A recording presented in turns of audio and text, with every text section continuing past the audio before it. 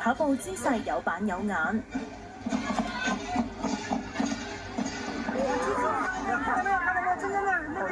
1.2米高嘅 N2 機械人，身材嬌小啲，會唔會跑得輕快啲呢？賽道全長大約21公里，途經南海子公園、通明湖公園等地。現在是在幹嘛？換電池。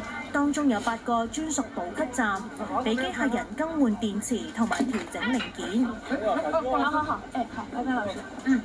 途中發生唔少小插曲，呢個人形機械人起跑冇幾耐就罷工，要退出比賽。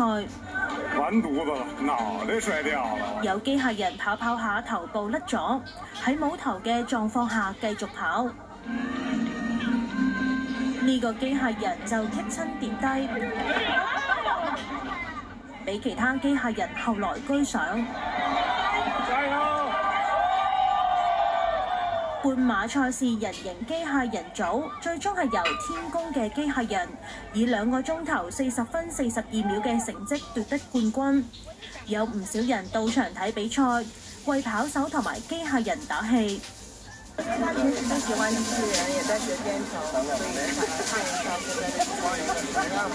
今天比賽我覺得跑得比較好的還是中原動力和開頭的第一款天宮機器人。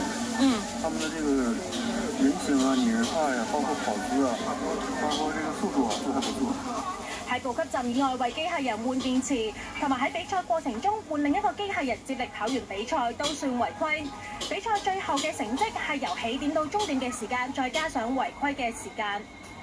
無線電視駐北京。